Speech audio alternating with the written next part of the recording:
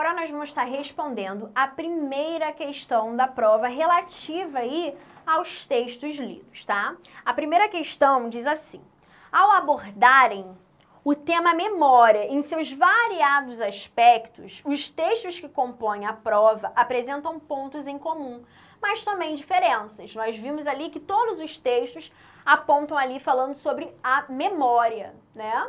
Só que também temos algumas diferenças, né? Apesar dos 4 textos abordarem sobre a memória, eles abordam sobre memórias diferentes, né? Assim, após uma leitura comparativa, é possível afirmar que, tá? Então, comparando esses textos, o que nós podemos afirmar? Letra A está dizendo assim, ó: quanto ao tema memória, em seus variados aspectos aí, né? Quanto à tipologia, o termo da estrutura, como que foi elaborado, né? Enquanto o texto 1 mostra-se predominantemente argumentativo, o texto 2 revela-se mais expositivo. Só para a gente lembrar, o texto 1 é o Memória, Cultura e Poder na Sociedade do Esquecimento, né? Ele não tem ali, ele não é predominantemente argumentativo, ele não tem ali a intenção de argumentar.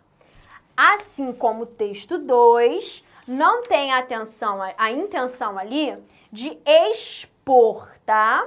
E sim de relatar. Letra D. Tanto o texto 1 quanto o texto 4, ao evidenciarem o esquecimento, valem-se de variados recursos poéticos em prol de uma linguagem expressiva, tá? Então, olha só. O texto 1 e o texto 4, eles evidenciam o esquecimento? Não, eles não evidenciam em si o esquecimento, mas eles querem ali evidenciar a memória, né? Letra C.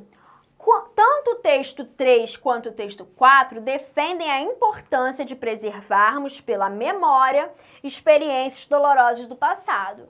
Essa aqui é o nosso gabarito, né? Tanto o texto 3 quanto o texto 4 tem ali na sua escrita o objetivo de preservação, para que nós não venhamos a esquecer de um passado dolorido, de experiências dolorosas, mas que marcaram a nossa história, tá? Tipologia textual. É importante aí a gente entender o que é a tipologia textual. A tipologia textual, ela entende que existem vários tipos de texto, tá? Sejam eles verbais ou mesmo não verbais. Em todos os textos, tá? Isso aqui é para a gente saber como responder essa questão.